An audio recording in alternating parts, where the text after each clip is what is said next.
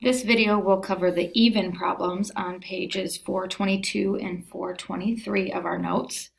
So we are going to talk about the percent of change. So instead of just knowing the amount, how much something changed, you want to find the percent of how much it changed. So it says right here it's the ratio, but we're going to change it into a percent of the amount of change to the original amount. So percent of change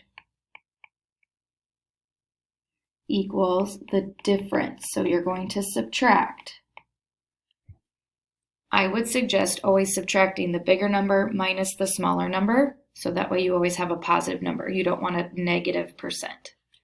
So you're going to subtract them, the difference, and it's always over the original.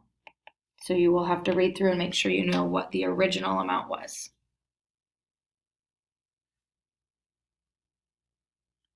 So when the original amount goes up, it's called a percent increase.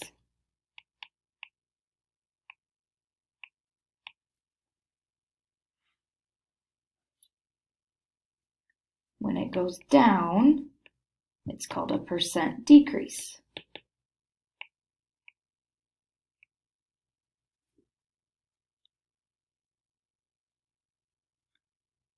So our job for all of these is going to be to find the percent of change and tell whether it's an increase or decrease. So some people like to do that part first. So she bought a $75 pair of jeans for $60. So she spent $60, but they were supposed to be $75.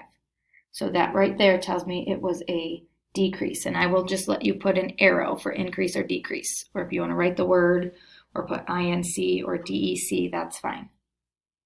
All right, so difference 75 minus 60 is 15. So 15 divided by the original was 75. They were supposed to be $75, but she got them for $60. When you type that in, you can just divide that. You get 0.2, so remember, move that twice to get 20% decrease. So that's what I'm looking for an answer, is 20% decrease. So when you divide in your calculator, either move it twice on your own or times it by 100 to make sure you do that. Or if you want to set up your proportion, you can use your proportion. So we're going to do the even ones. Number 2, a computer sold for $815 last month is $925 this month. So $925 minus $815 is $110.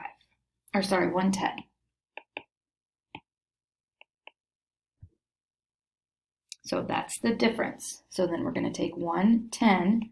The original price is what it used to be last month, which is $815.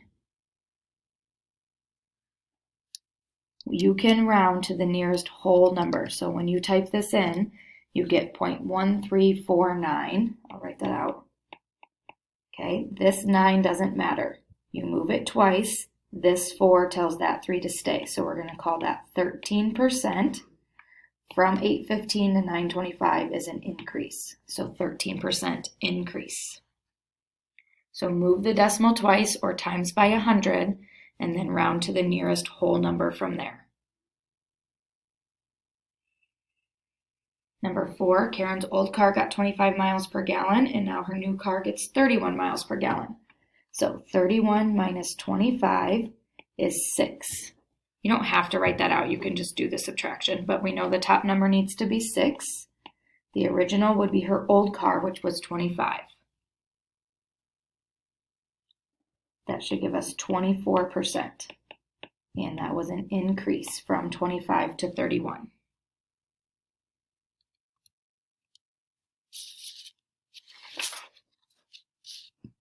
We'll go to the back. Number 6. The football team scored 120 total points last season. This year, 144. So 144 minus 128 gives us 16. So the difference is 16. The original would be the 128 because that's what they did last year. So 16 out of 128 And that one you get 0.125, or move it twice, times by 100. If you want to write 12.5, that's great. Otherwise, I will take 13%. They went from 125 to 128 to 144, so that is again an increase.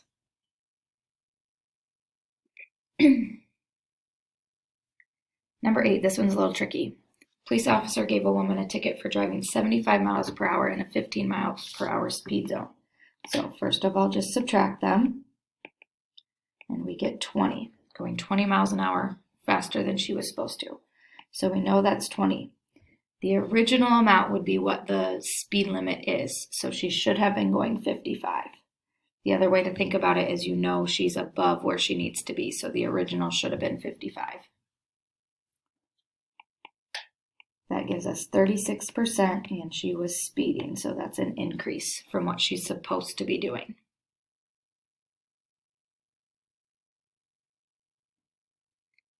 Number 10, Rob took 75 minutes to finish his 6th grade math final and 1 hour and 40 minutes to finish his 7th grade math final.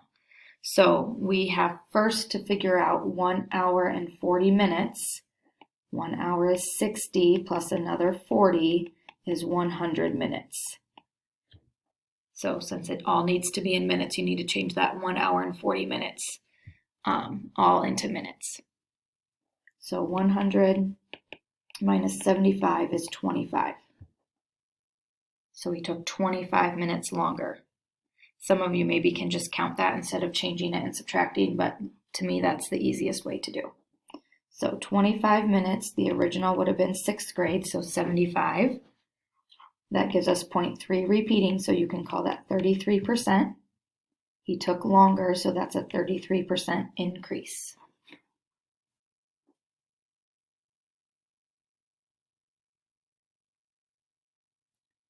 Number 12, the enrollment at a university increased. So right there it tells you increased from 14,000 to 16,000. So first thing is to subtract, and we get 2,000. Again, hopefully you can do that without having to write it down. So we know 2,000 is the difference. The key here is to figure out the original. It says from 1,400 to 1,600. So 14,000 is your original.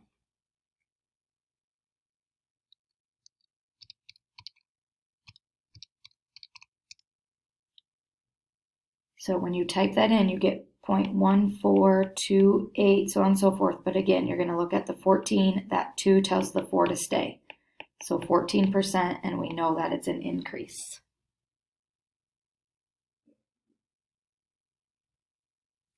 And our last one, the golf club paid $40 for a certain club, then sold it for $75. So we know they marked it up, if you want to say that right away. 75 minus 40 is 35. So 35 out of the original is what they paid for it, so out of 40. You get 0.875, or again, if you move it, times it by 100, 87.5. If you want to use that, that's fine, or you can change it to 88% increase. So again, subtract the 2. That number goes on top, and then you need to make sure you know which one is the original. That goes on the bottom. Divide them. Move the decimal twice or times by 100 and round to the nearest percent. That gives you your percent of change, and then decide if it's an increase or a decrease.